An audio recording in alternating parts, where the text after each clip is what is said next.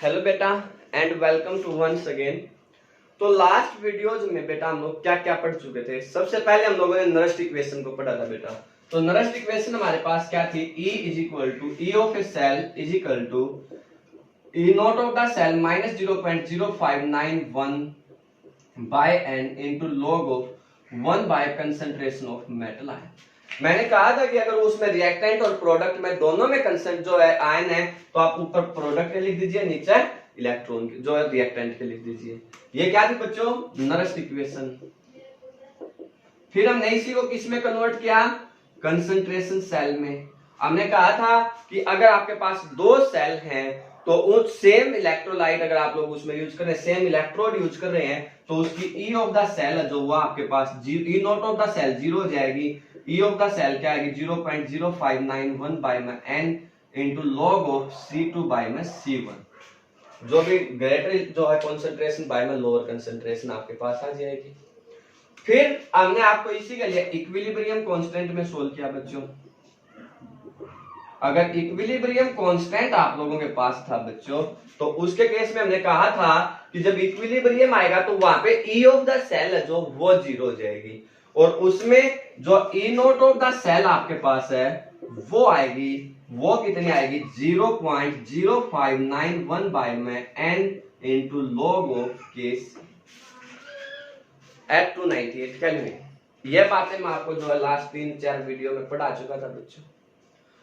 तो आज नेक्स्ट बात करते हैं फिर Gibbs energy and self potential या ईएमएफ ऑफिस। अब देखो बेटा, अगर आपके पास कोई भी इलेक्ट्रोकेमिकल सेल है तो उसमें क्या होता है, chemical energy converted into the electrical energy. और अगर कोई इलेक्ट्रोलाइटिक सेल है तो उसमें क्या होता है, electrical energy converted into chemical energy. Means दोनों ही केस में एनर्जी हम लोग दे रहे हैं या एनर्जी हमें मिल रही है। ठीक है, ये इलेक्ट्रिकल एनर्जी मिल रही है तो केमिकल एनर्जी दे रहे हैं, केमिकल एनर्जी जो हमें हम लोग दे रहे हैं तो इलेक्ट्रिकल एनर्जी मिल रही है। यही तो उल्टा सुल्टा हो रहा है ना हमारे पास दोनों ही सेल में। तो यहाँ पे क्या होगा, अगर हम लोग इस बात को समझें, अगर जब इलेक्ट्रोलाइटिक सेल हमारे पास वर्क करेगा तो उसमें क्या होगा, इलेक्ट्रिक वर्क डन होगा। अब इलेक्ट्रिक वर्क डन किसके बराबर होगा, आप लोग कहेंगे जितनी भी उसकी एनर्जी डिक्रीज करेगी, decrease in free energy in electrolytic cell. बच्चों क्या होता है, जो इलेक्ट्रिकल वर्क डन होता है, जो इलेक्ट्रिकल वर्क डन है बच्चों, वो इलेक्ट्रिकल वर्क किसके बराबर है, डिक्रीज इन फ्री एनर्जी। वो किसके बराबर है बच्चों, डिक्रीज इन फ्री एनर्जी हमारे पास होता है। ठीक है, और जो भी फ्री एनर्जी चेंज होता है किसी भी सिस्टम का बच्चों, वो आप लोगों को पता है, या जो गिव्स फ्री एनर्जी का मतलब क्या बेटा, डेल्टा जी। जो गिव्स फ्री एनर्जी, आप फ्री एनर्जी बोल दीजिए या गिव्स फ्री एनर्जी बोल दीजिए, वो हम लोग क्या कहते हैं, जो है हमारे पास क्या होता है बच्चों, डेल्टा जी होता है। तो अगर हम लोग जो है इसी को उल्टे सोचें, इलेक्ट्रोलाइटिक सेल में हमने कहा कि जो इलेक्ट्रिक वर्क डन है वो डिक्रीज इन फ्री एनर्जी है। इलेक्ट्रोकेमिकल सेल में आपके पास क्या हुआ, जो इलेक्ट्रिकल वर्क डन है, आप लोग कहेंगे उसमें क्या होता है, इलेक्ट्रिकल एनर्जी प्रोड्यूस्ड हुई है ना, तो आप लोग कहेंगे इलेक्ट्रिकल एनर्जी प्रोड्यूस्ड जो हमारे पास हुई है उसके बराबर होगा। अब वो इलेक्ट्रिकल एनर्जी किसके बराबर होगी, देखिए बच्चों, जो इलेक्ट्रिकल वर्क डन होगा, इलेक्ट्रिकल वर्क डन हम लोग कह रहे हैं जो भी इलेक्ट्रिकल एनर्जी प्रोड्यूस्ड हुई है, इलेक्ट्रिकल एनर्जी प्रोड्यूस्ड। अब इलेक्ट्रिकल एनर्जी कितनी प्रोड्यूस होगी वो फैराडे में बताता है। अब जो भी क्वांटिटी ऑफ इलेक्ट्रिसिटी पास होती है, या उसको जो आप लोग लिखिए क्यूटी की टर्म में, ये बात हमने बताई थी।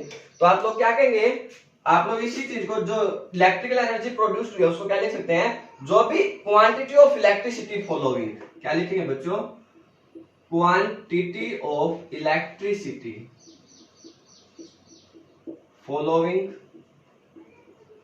और इनटू में, क्योंकि हमें क्या चाहिए, वर्क चाहिए ना, तो आप लोग क्या लिख दीजिए, इनटू में ईएमएफ, ये इलेक्ट्रोमोटिव फोर्स या सेल्फ पोटेंशियल। ये बात समझ में आ गई। अब electrical work done that is also equal to decrease in free energy. तो वी कैन से दैट जो डिक्रीज इन फ्री एनर्जी हमारे पास है बच्चों, फ्री एनर्जी वो किसके बराबर है, quantity of electricity following into EMF of the cell, कह सकते हैं। अब फेराडे लॉ में हमने सीखा है जो क्वांटिटी ऑफ इलेक्ट्रिसिटी हमारे पास होती है वो किसके बराबर होती है बच्चों, NF। वो किसके बराबर होती है बेटा, NF। और EMF, E of the cell हम लोगों ने कैलकुलेट करना है। तो we can say that decrease in free energy means delta G। Decrease in free energy मतलब क्या है बच्चों, delta G that's is equal to क्या है, quantity of electricity. Quantity of electricity होगी बच्चों NF into EMF of the cell means E of the cell. So we can say that कि delta G minus delta G is equal to my NF into E of the cell. Yeah, you can write delta G is equal to minus NF into my E of a cell.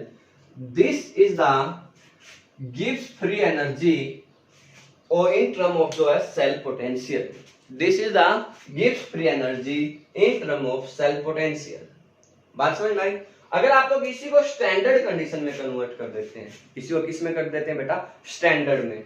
Standard means क्या होगा कि अगर delta G note आप लोगों ने लिखना है, delta G note लिखना बच्चों, तो उसको आप लोग क्या लिखेंगे, minus NF into E note of the cell लिख सकते हैं।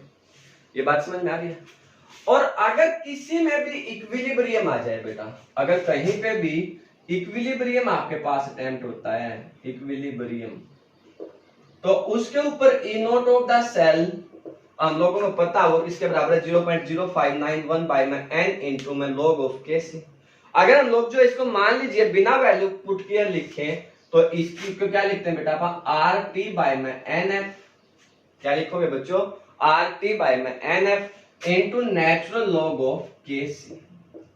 वी कैन राइट और नोट, समझ रहे ना बेटा, कि जो E note of the cell है वो E note of the cell क्या लिखी जाएगी, RT बाय में NF इंटू जो है नेचुरल लॉग ऑफ Kc लिख सकते हैं, E note of the cell. अगर ये E note of the cell हम लोग यहाँ रख दें तो क्या आएगा, अगर ये आप लोग यहाँ रखेंगे बेटा तो delta G naught is equal to क्या जाएगा बच्चों, minus NF into RT by में NF natural log of Kc। NF से NF कैंसिल होगा बच्चों, तो क्या आ गया, minus RT natural log of Kc। और अगर R और T या इसको सॉल्व करते हैं आप लोग, इसको बेस 10 में कन्वर्ट करते हैं, तो you can also write that delta G naught is equal to minus 3.03 RT log of Kc।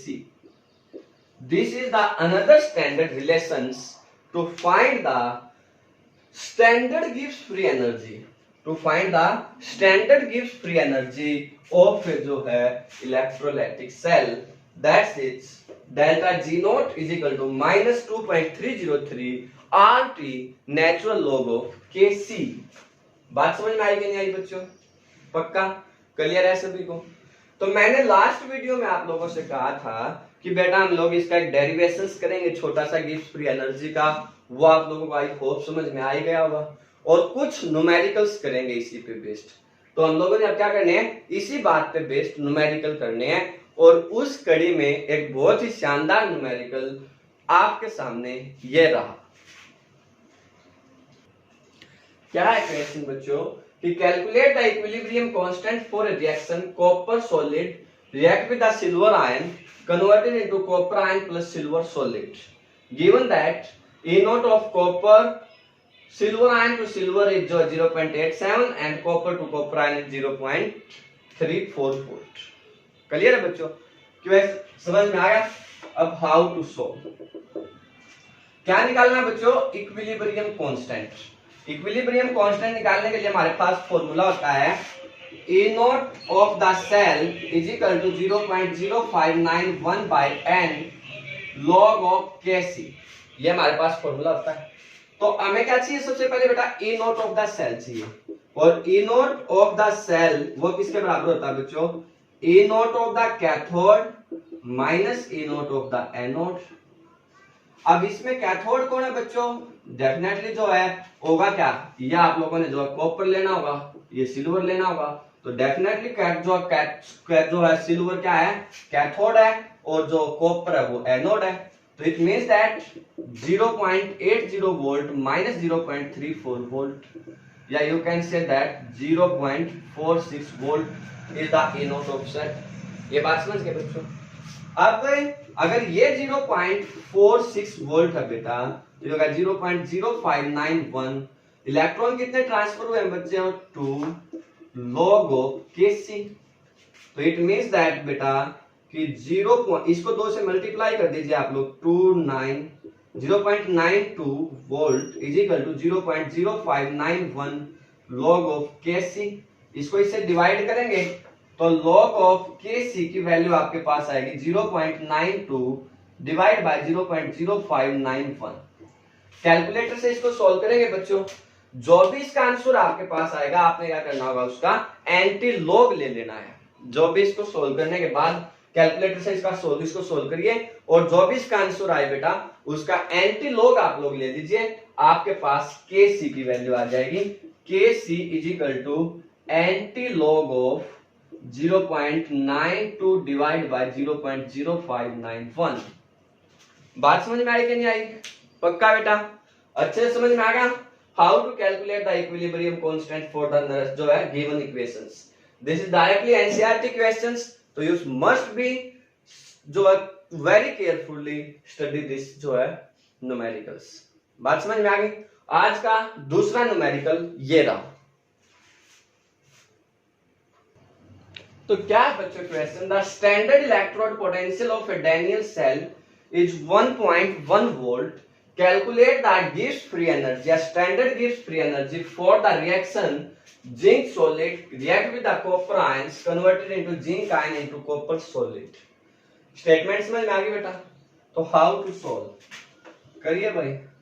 क्या कहेंगे बच्चों? हमें गिवन क्या है? जो E note of the cell है, स्टैंडर्ड इलेक्ट्रोड पोटेंशियल, तो वो कितना दिया हुआ बच्चों? 1.1 वोल्ट। हमें निकालना क्या बेटा? डेल्टा जी नोट, और डेल्टा जी नोट हमारे पास होता किसके बराबर है? Minus NF into E note of the cell. अब इस रिएक्शंस में हमें ये बात पता ही है कितने इलेक्ट्रॉन ट्रांसफर हो रहे हैं बेटा? 2। फैराडे कांस्टेंट कितना होता है बेटा? 96,500। फैराडे कांस्टेंट क्या होता है बच्चों? 96,500। और ई नोट ऑफ द सेल क्या? 1.1 वोल्ट। तो सिंपल सा न्यूमेरिकल है एनसीईआरटी का, आप लोग ये जो बहुत ही जल्दी और बहुत आसानी से इसको कर सकते हैं। बात समझ में आ गई बेटा? पक्का क्लियर है? इसके बाद नेक्स्ट क्या है?